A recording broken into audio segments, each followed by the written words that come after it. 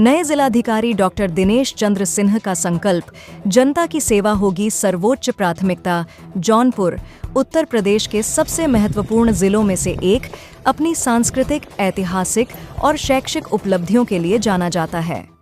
जौनपुर के नए जिलाधिकारी डॉक्टर दिनेश चंद्र ने अपनी नियुक्ति के बाद स्पष्ट किया कि उनका प्राथमिक उद्देश्य उत्तर प्रदेश और केंद्र सरकार की योजनाओं को धरातल पर लाना और जनहित में क्रियान्वित करना है। उन्होंने कहा, मैं प्रयास करूंगा कि जनप्रतिनिधियों, मीडिया और अपने सहयोगी अधिकारियों के साथ मिलकर सभी योजनाओं को प्रभावी ढंग से लागू किया जाए। जन शिकायतों और राजस्व विवादों का निस्तारण मेरी प्राथमिकताओं में रहेगा। इसके साथ ही कृषि क्षेत्र में किसानों की मदद से जुड़ी सभी योजनाओं को मजबूत रूप से लागू किया जाएगा। डॉक्टर दिनेश चंद्र ने सामाजिक योजनाओं पर विशेष ध्यान देने का वादा किया, जिसमें आर्थिक रूप से कमजोर वर्गों के लिए चल रही योजनाओं पर विशेष फोकस होगा। जनता से अपनी प्रतिबद्धता जाहिर करते हुए उन्होंने कहा, मैं हमेशा जनता के लिए उपलब्ध रहूंगा और किसी भी पीड़ित व्यक्ति की शिकायत पर तुरंत कार्रवाई की जाएगी। किस प्रकार से क्या प्राथमिकताएं रहेंगी आज जौनपुर को लेकर के? सबसे पहले तो सभी को नमस्कार। जनपद जौनपुर उत्तर प्रदेश के एक महत्वपूर्ण जनपदों में से एक है और उसकी एक सांस्कृतिक, ऐतिहासिक और विशेष रूप से शिक्षा के क्षेत्र में जो उपलब्धि है वो अत्यंत प्रतिष्ठित और सराहनीय है। और मुझे यहाँ पर आने का मौका मिला तो निश्चित रूप से मैं जो उत्तर प्रदेश सरकार की और केंद्र सरकार की महत्वपूर्ण योजनाएं हैं उनको यथार्थ के धरातल पर लाकर क्रियान्वित करने का प्रयास करूँगा। और इसमें जनता, जनप्रतिनिधि और इलेक्ट्रॉनिक और प्रिंट मीडिया और अपने सहयोगी अधिकारियों के सहयोग से सभी योजनाओं को यह प्रयास रहेगा कि उसको यथार्थ के धरातल पर एक अच्छे ढंग से क्रियान्वित किया जा सके। जन शिकायतों का निस्तारण, राजस्व वादों का निस्तारण ये मेरी प्राथमिकता है। और कृषि के क्षेत्र में मैं सदैव ये प्रयास करता हूं कि कृषि के क्षेत्र में, चूँकि हमारे किसान बंधु इससे जुड़े हुए हैं, तो उनसे जुड़ी हुई समस्त योजनाओं को बहुत ही मजबूती के साथ क्रियान्वित किया जाएगा। साथ ही जो सामाजिक सेक्टर की योजनाएं हैं, जिसमें जो हमारे बहुत ही पात्र व्यक्ति हैं जो आर्थिक रूप से समृद्ध नहीं हैं, उनके लिए जो योजनाएं हैं उस पर भी विशेष फोकस दिया जाएगा।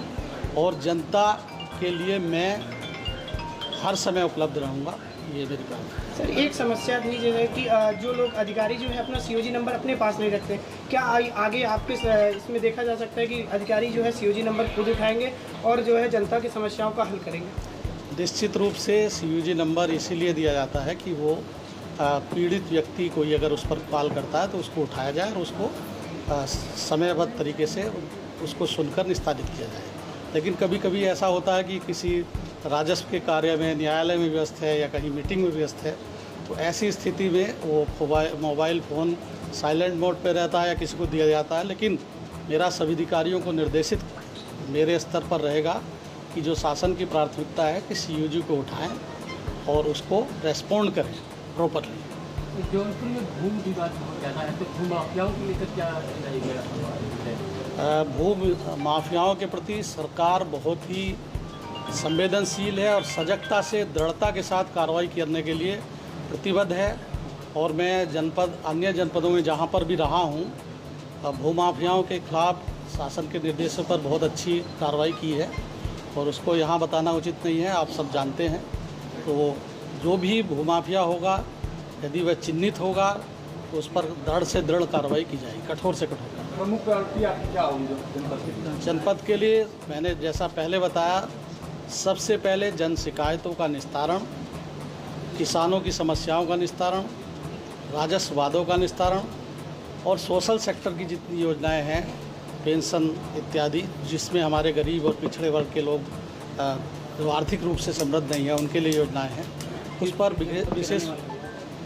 मैं रहने वाला हूं जनपद बिजनौर का, जो विदुर की जन्मभूमि है, महात्मा विदुर की, और इसलिए हमारा जो विचार है वो हमेशा संवेदनशील और सांस्कृतिक विरासत को लेकर आगे काम करने का है और बहुत ही संवेदनशीलता के साथ ठंडे दिमाग से काम करने के लिए प्रतिबद्धता हम जारी। कौन से बैच के अधिकारियों और किन किन जिलों में रहना? मैं स्टेट सिविल सर्विस से 97 बैच का हूँ और फिर IAS में 2012 बैच मिला है। बहुत महत्वपूर्ण जनपदों में मैं रह चुका हूँ। PCS की जैसे हरिद्वार, मुरादाबाद, सहारनपुर, मेरठ, गाजियाबाद, अलीगढ़ और इलाहाबाद, गोरखपुर। जिलाधिकारी के रूप में कानपुर देहात, बहराइच, सहारनपुर और ये चौथा। सिविल लाइन क्लेम की समस्या यहाँ पे देखिए, अभी आए हैं, आपका फीडबैक लिया जाएगा, अधिकारियों से और जनप्रतिनिधिगण से समन्वय स्थापित किया जाएगा और बिना जनप्रतिनिधि के सहयोग से या जनता के सहयोग से या आप लोगों के फीडबैक के माध्यम से किसी भी समस्या को निस्तारित करने की दिशा में तभी सार्थक कदम उठ सकता है जब उसको हम गहराई तक जाने की उसका मूल कारण क्या है और कैसे उसका निस्तारण हो सकता है। वर्तमान में माननीय मुख्यमंत्री जी के नेतृत्व में जितनी भी योजनाएं हैं उस पर दृढ़ता से कार्यान्वित किया जाएगा उनको और पात्र व्यक्तियों को लाभान्वित किया जाएगा।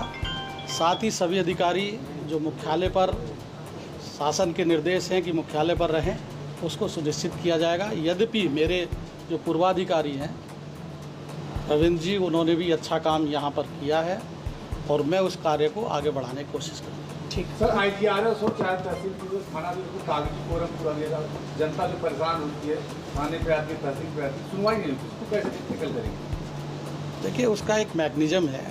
पहले शिकायतों को पंजीकृत करना, पंजीकृत करके उन शिकायतों को जो सक्षम अधिकारी है उसके वहाँ पर भेजना और उसके माध्यम से गुणवत्तापरक निस्तारण होना और फिर हम उसको रैंडम चेक भी कराएंगे और सीधे जिसकी शिकायत है उसके लिए एक नेटवर्क बना के कंट्रोल रूम बनाकर उससे बातचीत करके उसकी शिकायतों के संतुष्टिकरण का एक पैमाना निर्धारित करेंगे।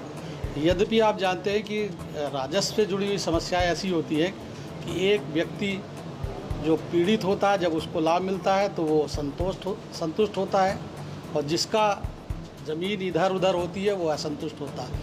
लेकिन हमारा जो दायित्व रहेगा कि जो उचित है उसको न्याय मिले।